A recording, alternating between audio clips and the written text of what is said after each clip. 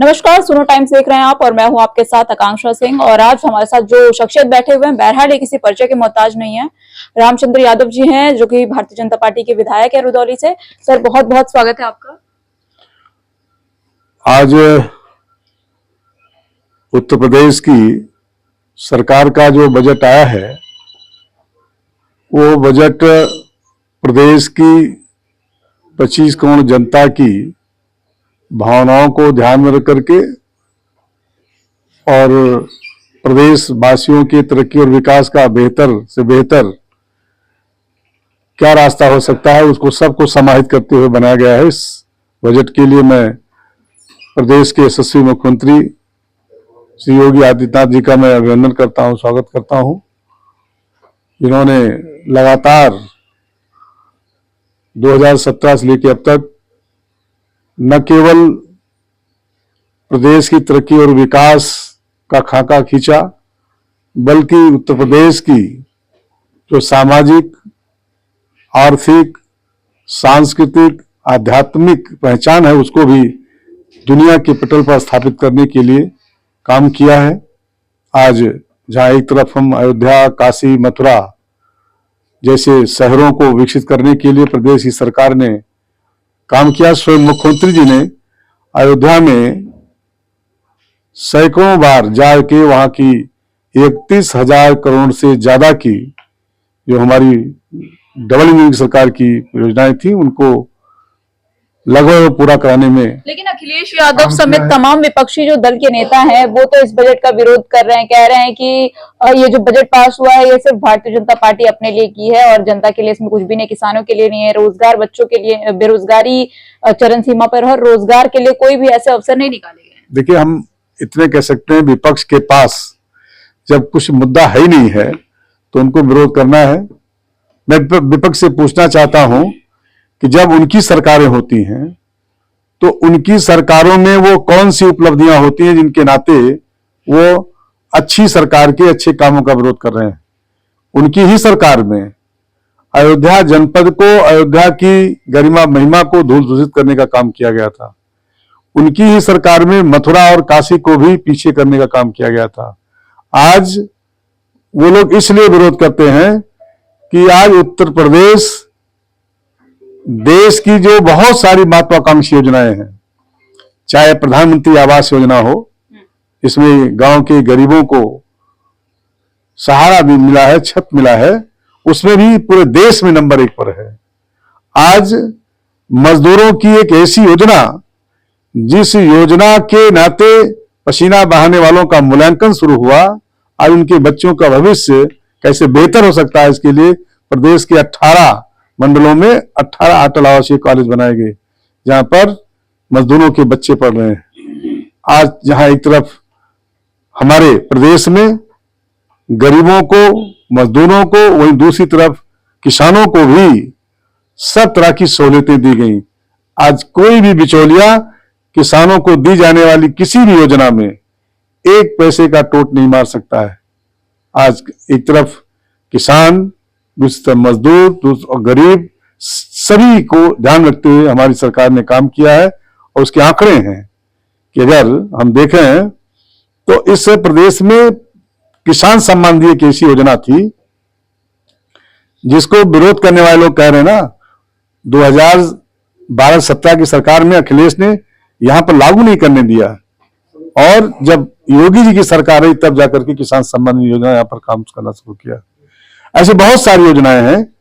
प्रधानमंत्री आवास योजना में भी बाधक बने थे, प्रधानमंत्री शहरी योजना भी बाधक बने थे। ये बहुत सारी योजनाएं जब योगी जी प्रदेश में प्रदेश की जनता का नेतृत्व करने के लिए आए तब जाकर के इन सारी योजनाओं को जो मोदी जी ने शुरू की थी उसको उत्तर प्रदेश में लागू कर पाए हैं। अच्छा, भाषा का ट्रेंड बहुत ज्यादा चल रहा है, विधानसभा में जिक्र हुआ और उर्दू जो भाषा है उसको लेकर आप लोगों ने विरोध भी किया। भारतीय जनता पार्टी के तमाम नेता, मुख्यमंत्री समेत लोगों ने विरोध किया। लेकिन अखिलेश यादव ने एक यायू कहा कि समाजवादी पार्टी ने एक वीडियो जारी किया है जिसमें मुख्यमंत्री योगी आदित्यनाथ उर्दू में शेरो शायरी करते दिखाई पड़ रहे हैं और दूसरी तरफ उर्दू का विरोध करते दिखाई पड़ रहे हैं। अखिलेश यादव कह रहे हैं कि मुख्यमंत्री के साधु संतों के मुंह से ऐसे शब्द अच्छे नहीं होते, कटमुल्ला जैसे शब्द बोलना। देखिए, हम इतने कह सकते हैं कि समाजवादी पार्टी का जो उपदेश है, जो संदेश है, वो अपने में जैसा, अपने लोगों में जरा उसका पालन कर लें। वो दूसरे को जो उपदेश देते हैं जरा अपने में देख लें। कल उत्तर प्रदेश की विधानसभा में उनके ही एक विधायक ने माफी मांगी है गलत आचरण के लिए और खेद व्यक्त किया है, अपनी बात को वापस लिया है। ये प्रमाणित होता है कि कौन किसकी भाषा अच्छी है। उत्तर प्रदेश के मुख्यमंत्री जी ने किसी तरह से,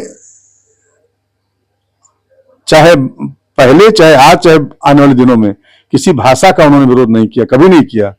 और बल्कि उत्तर प्रदेश के माननीय विधानसभा अध्यक्ष जी ने जो व्यवस्था दी है उसमें सभी भाषाओं को जानने सुनने वालों को बोलने का एक अवसर दिया है, उसमें किसी को प्रतिबंधित नहीं किया है। ये तो गलत तरीके का स्वयं वहां पर नेता प्रतिपक्ष ने जब विषय रखा तो गलत तरीके का वो उनका दिया गया बयान, फिर उस पर मुख्यमंत्री जी ने जवाब दिया था। और जब उन्होंने जवाब दिया था तो नेता प्रतिपक्ष ने स्वयं कहा था कि हम किसी भाषा का विरोध नहीं करते। मुख्यमंत्री जी की हाँ में हाँ मिलाया था। राहुल गांधी का एक बयान आया, कल वो रायबरेली के दौरे पर थे। उन्होंने कहा कि मायावती के साथ वो मिलकर चुनाव लड़ना चाहते हैं 27 का, और ये भी इंडिया ब्लॉक में भी वो चाहते थे कि मायावती साथ दें, लेकिन वो किसके लिए चुनाव लड़ती हैं और कैसे चुनाव लड़ रही हैं सब जानते हैं। देखिए, इस देश में लंबे दिनों तक सरकार चलाने वाली कांग्रेस पार्टी और कांग्रेस पार्टी की सहेली पार्टियों ने हमेशा देश की जो बड़ी आबादी है उसको छलने ठगने का काम किया।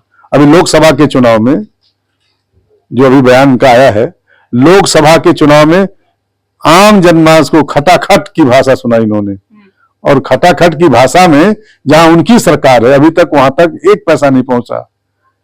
ये झूठ बोलने वाले लोग हैं, जनता को भ्रमित करने वाले लोग हैं। आने वाले वो जो किसी के साथ मिलकर के चुनाव लड़ने की बात करते हैं, किसी के सहयोग की बात करते हैं, क्योंकि जनता ने उनको खारिज कर दिया है, इसलिए वो सहारा ढूंढ रहे हैं। अच्छा, मिल्कीपुर का उपचुनाव हुआ और अखिलेश यादव और साथ ही साथ फैजाबाद से सांसद अवधेश प्रसाद का बयान आया। उन्होंने कहा कि 27 के चुनाव में 403 सीटों में से 1 सीटें भी भारतीय जनता पार्टी जीत नहीं पाएगी, और जो मिल्कीपुर में चुनाव हुआ वो संविधान का हरण है, और सबसे बड़ी डकैती अगर कोई करता है तो वो भारतीय जनता पार्टी करती है चुनाव। देखिए, समाजवादी पार्टी जब स्वयं चुनाव जीतती है तब तो फिर वो ये कहती है कि बहुत अच्छा चुनाव हुआ। जब वो हारती है तो फिर हार का ठीकरा वो सरकार पर फोड़ती है। ये 10 में 8 उपचुनाव पर समाजवादी पार्टी हारी है, 1 पर नहीं 8 पर।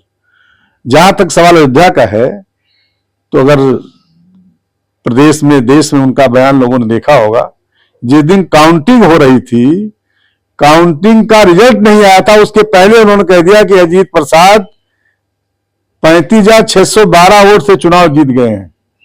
अब आप इसी का मूल्यांकन कर लीजिए कितना झूठ ये लोग बोलते हैं। उन्होंने ये भी कहा कि हमारे पास ऑडियो है मुख्यमंत्री का, जिसमें मुख्यमंत्री अधिकारियों को और वहां के लोगों को दबाव डाल रहे हैं, कह रहे हैं कि, और साथ ही साथ कमान भी जो है उत्तर प्रदेश के मुख्यमंत्री ने संभाली थी। किसी उपचुनाव का कमान मुख्यमंत्री संभालते हैं क्या? देखिए, निश्चित रूप से जब प्रदेश में जो मुख्यमंत्री के पद पर होता है, जो मुख्यमंत्री के दायित्व पर होता है, वो सब तरह के दायित्वों का निर्वहन करता है। और उत्तर प्रदेश के माननीय मुख्यमंत्री जी एक सन्यासी हैं, उनका अपना कुछ नहीं है, पूरा प्रदेश उनका परिवार है, इस भाव से वो काम करते हैं। होली और दिवाली में वो वनटांगियों के बीच में रहते हैं, जंगल में रहने वाले आदिवासियों के बीच में रहते हैं। और एक सन्यासी अगर प्रदेश की तरक्की और विकास के लिए, प्रदेश की जनता के लिए काम करता है, तो वो उनका एक चुनाव को लेकर के कहना कि मुख्यमंत्री निर्देश दे रहे हैं, मुख्यमंत्री जी हमेशा कभी भी किसी भी अधिकारी के पास कोई भी संदेश निर्देश देते हैं तो कहते हैं कि जो नियमानुसार हो उस हिसाब से आपको सरकार की प्राथमिकताओं को अमल पे लाना है। वो कभी किसी तरह के दबाव प्रभाव पर न काम किए हैं न करेंगे। चलिए, चलते चलते कुंभ पर सवाल ले लेते हैं। विपक्ष लगातार कुंभ को लेकर घेर रहा है आप लोगों को, कह रहा है कि आप लोगों ने इतना प्रचार प्रसार किया जितना कि आप लोग संभाल नहीं पा रहे, मैनेजमेंट संभाल नहीं पा रहे हैं, और जिसकी वजह से कुंभ में इतना बड़ा हादसा हुआ। और इसलिए अब विपक्षी दल के नेता भी जो है वो खासतौर पर अवधेश प्रसाद वहां पर कुंभ में जाने से डर रहे हैं। देखिए, कुंभ जो हमारी आस्था का, हमारे उस प्रयागराज की धरती का एक ऐसा आयोजन है जो दुनिया का सबसे बड़ा आयोजन है। 1954 में जवाहरलाल नेहरू जी, पंडित जवाहरलाल नेहरू जी जब वहां गए थे तो एक बड़ी घटना घटी थी। उसके बाद समाजवादी पार्टी की सरकार में 2013 में भी एक घटना घटी थी, और ये बहुत सारी घटनाएं इस बात का प्रमाणित दस्तावेज हैं, सबूत हैं कि जिन घटनाओं के घटने पर, चाहे वो कांग्रेस की सरकार रही हो, चाहे समाजवादी पार्टी सरकार रही हो, उन सब के आयोजनों पर, उनके सबके सरकारों के रहते ये लोग फेल हुए।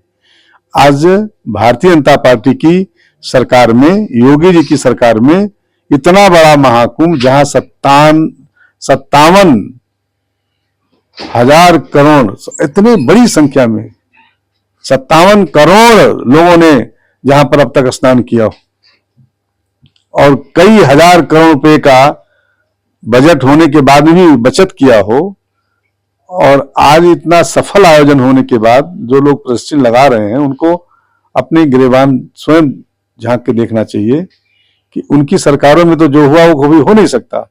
आज योगी जी की सरकार में तो सब कुछ अच्छा हुआ। जो जिस तरीके की वो एक घटना, दुखद घटना, जिस पर सरकार ने स्वयं अपना पक्ष प्रस्तुत किया, मुख्यमंत्री जी ने स्वयं अपना पक्ष प्रस्तुत किया, कोई तथ्य छिपाया नहीं। इससे ज्यादा क्या हो सकता है, जहां पर सरकार स्वयं जिम्मेदारी के साथ जाकर के, माननीय मुख्यमंत्री जी स्वयं पहुंच जाते हैं और उसके बाद के जितने बड़े स्नान होते हैं वहां पर रह करके सारी व्यवस्था देखते हैं। इसके पहले तो कभी किसी मुख्यमंत्री ने ऐसा नहीं किया, जैसा उत्तर प्रदेश के माननीय मुख्यमंत्री जी ने दुनिया के सबसे बड़े आयोजन में जाकर के अपनी जिम्मेदारी का निर्वहन किया। ठीक है, आप थे हमारे साथ रुदौली से भारतीय जनता पार्टी के विधायक, जिन्होंने तमाम मुद्दों पर चर्चा की। ये खबर आपको कैसी लगी हमें कमेंट सेक्शन में कमेंट करके जरूर बताइएगा। ऐसे देश और दुनिया की तमाम खबरें देखने के लिए बने रहे हमारे साथ सुनो टाइम्स के साथ।